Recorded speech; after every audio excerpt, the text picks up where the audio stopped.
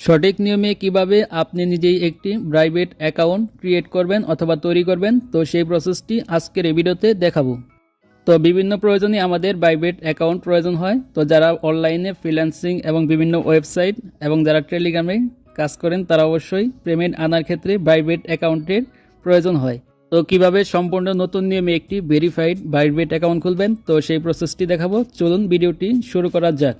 Welcome back. তো first of all আমার যে ভিডিওটি দেখতেছেন, তো এই ভিডিওর জাস্ট টাইটেলের উপর ক্লিক করবেন। তো জাস্ট এখান থেকে দেখতে পাচ্ছেন প্রাইভেট অ্যাকাউন্ট খোলার নিয়ম। তো জাস্ট এখানে ক্লিক করবেন।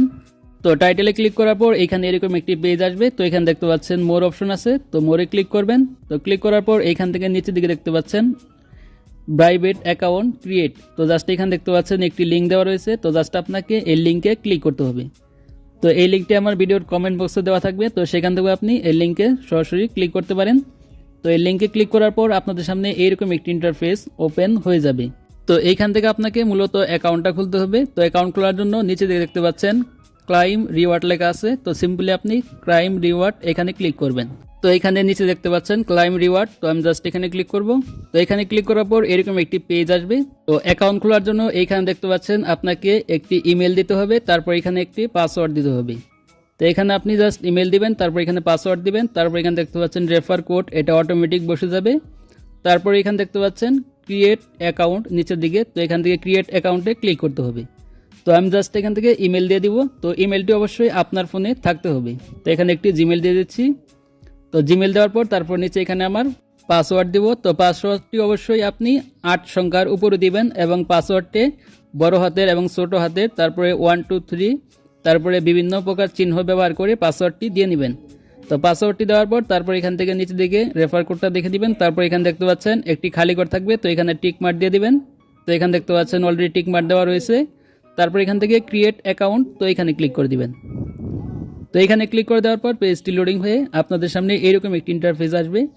তো এখানে দেখতে পাচ্ছেন কিছু ক্যাপচা দেওয়া রয়েছে, তো এগুলো আপনাকে পূরণ করতে হবে। তো এখানে দেখতে পাচ্ছেন সাইকেল, তো আমি সাইকেলগুলো সিলেক্ট করে দিলাম। দেওয়ার পর এখানে ভেরিফাই ক্লিক করে দিব। তো ক্লিক করে দেওয়ার পর দেখতে পাচ্ছেন এরকম একটি অপশন ওপেন হয়ে যাবে। তারপর এখান থেকে দেখতে পাচ্ছেন ভেরিফাই ইউর ইমেল। তো আপনি যে ইমেলটি দিলেন, তো সেই ইমেইলে একটি কোড আসবে। তো কোডটি আপনাকে এখানে বসাতে হবে। তো আমি জাস্ট এখান থেকে ব্যাকে চলে আসবো। তো ব্যাকে আসার পর চলে যাবো আমার জিমেল অ্যাপ্লিকেশনে। তো জিমেল অ্যাপ্লিকেশনে আসার পর দেখতে পাচ্ছেন কোডটি অলরেডি চলে আসছে। তো জাস্ট কোডটি এখান থেকে কপি করব, অথবা কোডটি দেখে দেখে আপনি ওইখানে গিয়ে বসিয়ে দিবেন। তো আমি জাস্ট এখান থেকে কোডটি কপি করে নিচ্ছি। তো কপি করার পর জাস্ট আমি এখানে গিয়ে কোডটি বসিয়ে দিব। তো এখানে আমি জাস্ট পেস্ট করে দিলাম। তো কোডটি পেস্ট করে দেওয়ার পর দেখতে পাচ্ছেন অটোমেটিক কোডটি এখান থেকে নিয়ে নিবে। তারপর আপনাদের সামনে এইরকম একটি ইন্টারফেস ওপেন হয়ে যাবে। তো এখান থেকে নিচে দিকে দেখতে পাচ্ছেন গুগল প্লে অর্থাৎ প্লে স্টোর। তো এখানে আপনাকে ক্লিক করতে হবে। তো গুগল প্লেতে ক্লিক করার পর এখান থেকে সরাসরি আপনার প্লে স্টোরটি ওপেন হয়ে যাবে। তো এখানে দেখতে পাচ্ছেন বাইবিট অ্যাপ্লিকেশনটি চলে আসবে। তো এখান থেকে বাইবিট অ্যাপ্লিকেশনটি ইনস্টল করে নেবেন। তো এখান থেকে জাস্ট আমি অ্যাপ্লিকেশনটি ইনস্টলে ক্লিক করে ইনস্টল করে নিচ্ছি। তো ইনস্টল করা আমার শেষ হয়ে গেছে। এখন আমি জাস্ট অ্যাপ্লিকেশনটি ওপেন করব। তো আপনারা ইনস্টল করার পর ওপেন করে নেবেন। তো ওপেন করার পর দেখতে পাবেন এরকম একটি পেজ এখান থেকে ওপেন হয়ে যাবে। তো এখানে দেখতে পাচ্ছেন নিচের দিকে লগ ইন নাও।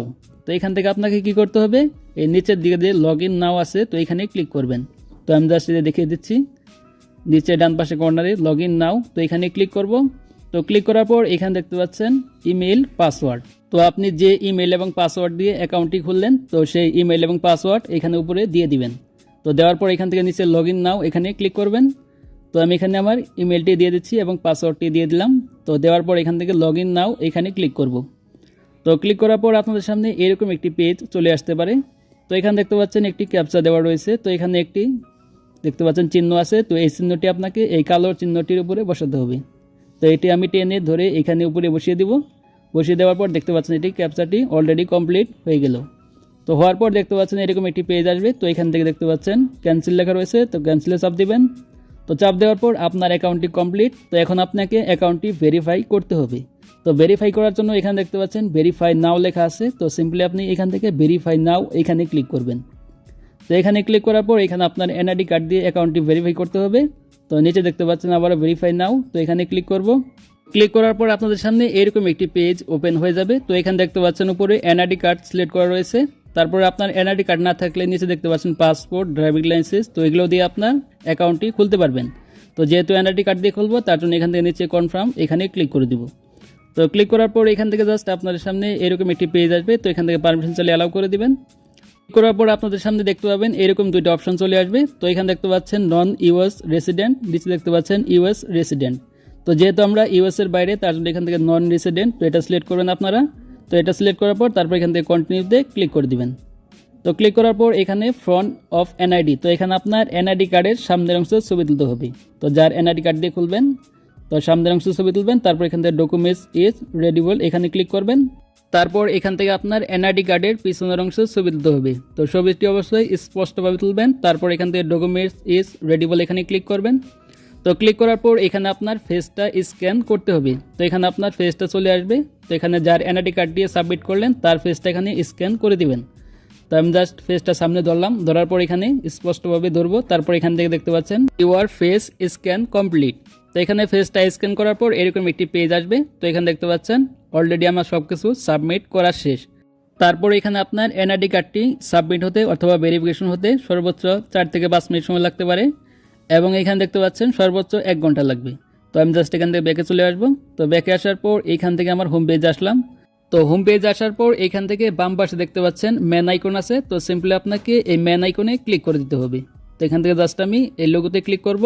তো ক্লিক করার পর এখান দেখতে পাচ্ছেন এরকম একটি পেজ আসবে। তো এখান থেকে এনেবল নাও, তো এখানে ক্লিক করবেন। তো ক্লিক করার পর তারপর এখান থেকে জাস্ট ব্যাকে চলে আসবেন।